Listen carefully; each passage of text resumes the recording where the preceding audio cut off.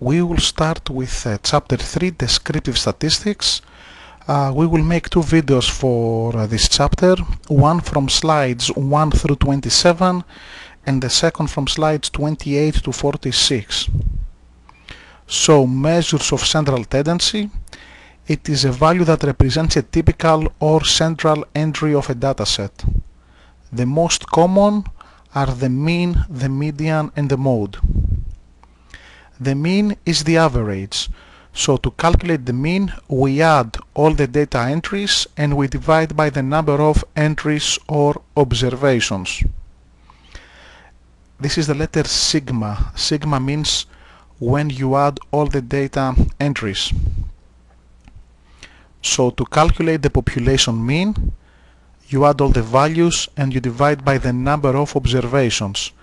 The letter for the population mean is mu, mu, mu. And the letter for the sample mean is x bar.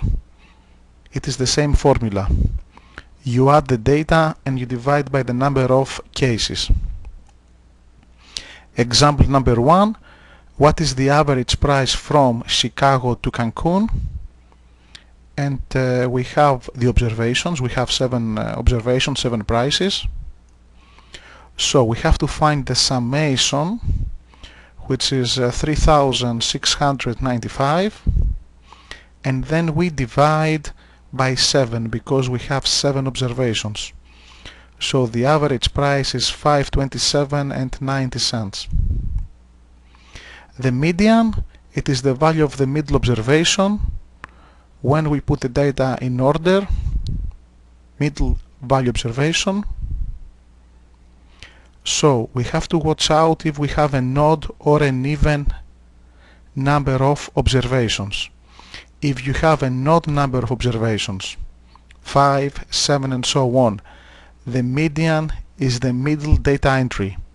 If you have an even number of observations, 6, 8, 10 and so on, the median is the mean of the two middle data entries.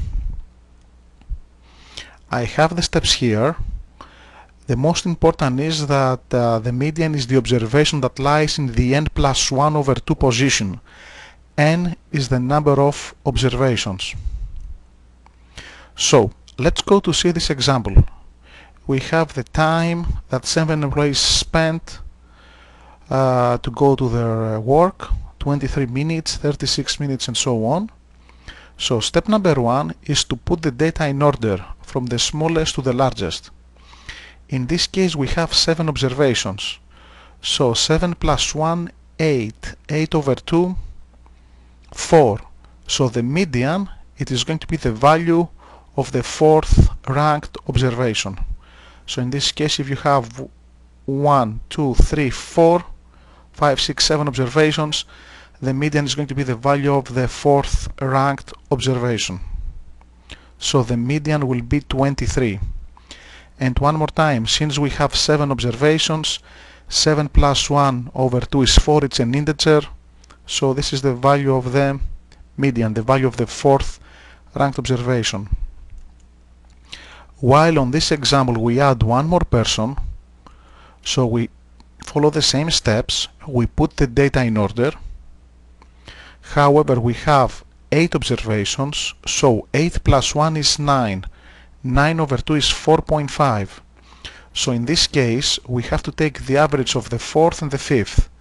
The 23 plus 26 divided by 2, which is 24.5. So the median in this case will be 24.5. And the reason is that we have 8 observations, even number of observations. So we have to take the average of the two middle observations. The mode is the data entry that has the greatest frequency.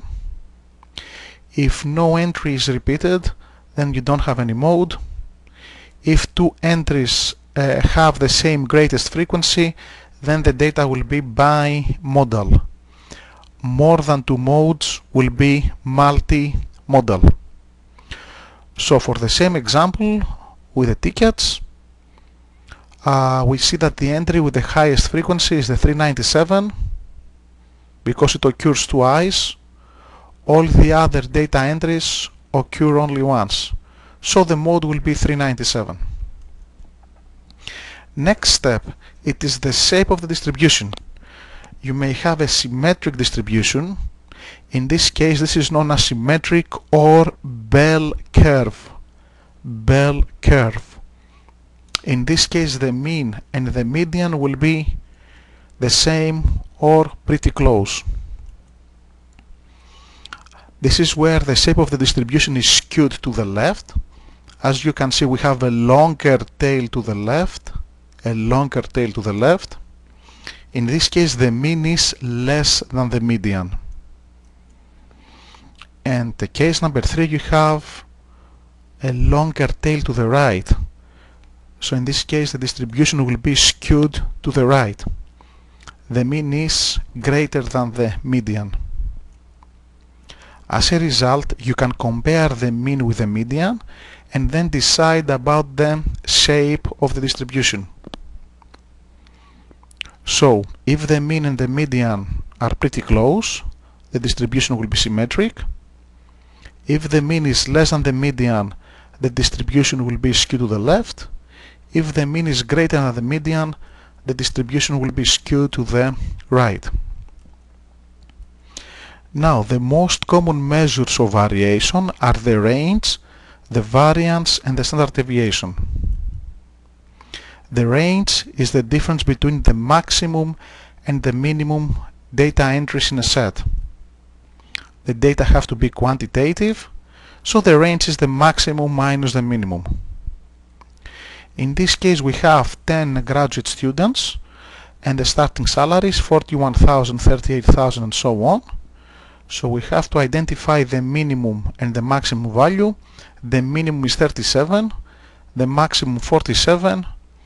So for this problem, the range is going to be equal to 10 or specifically $10,000. So we have to find the minimum, the maximum, and then maximum minus minimum will be the range.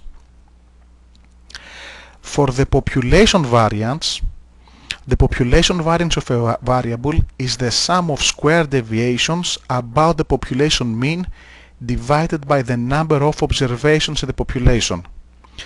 The letter that we use for the variance, for the population variance, is sigma square, sigma square.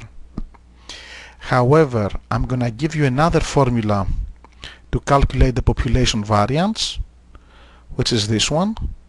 We have to calculate the summation of x square minus the summation of x square over n, and the denominator will be also n. So we have to calculate two quantities, summation of x square, summation of x squared. That means first you take the summation and then you take the square of this number, you divide by n, and then everything is divided by n. And this is for the population variance. For the sample variance will be pretty much the same, but you divide by n minus 1. So let me show you the steps. We have again the 7 employees, 23, 36, 23 and so on. So step number 1 is to calculate the summation of x square. As you can see, I take 23 square plus 36 square plus the last one 43 square. So this is 5,228. Then I take the summation of these observations, which is 174. So the next step is to use the formula, and as you can see, this is the summation of x squared. This is the summation of x squared divided by 7. Why? Because we have 7 observations, and then you divide the numerator by the number of observations. So the variance is 128.98. Now, for the sample variance, we follow exactly the same steps. However, on the denominator we divide by n minus 1. And the reason is that whenever a statistic overestimates or underestimates a parameter, it is biased. So to get an unbiased estimate of the population variance, you have to divide the sum of the square deviations by n minus 1. So for example, if you have 10 observations divided by 9. So let's go to see now another example for the sample variance where we use the salaries of the 10 graduate students. The steps will be the same. We take the summation of x square, so 41 plus 38 plus 42, which is 17,311. We take the summation of x, 41 plus 38 plus the last one 42, which is 415, and then we use the same formula. However, one more time, on the denominator, because we have the sample variance, the letter is s square, sample variance, we divide by 9. So this is equal to 9.833. For the population and sample standard deviation, we simply take the square root of the variance. So in this case, if we have a population variance, we take the square root of the population variance. This is the standard deviation. If we have a sample variance, then in this case we take the square root of the variance, and also this is the sample standard deviation. This is the first example that we did. For the population standard deviation, we know the variance is 128.98, so the standard deviation will be the square root of 128.98, which is 11.4. And for the sample variance, we have from example 2 that the sample variance was 9.833, so we take the square root of 9.833, and this is the sample standard deviation, 3.136. And this is the end of the first part of chapter 3.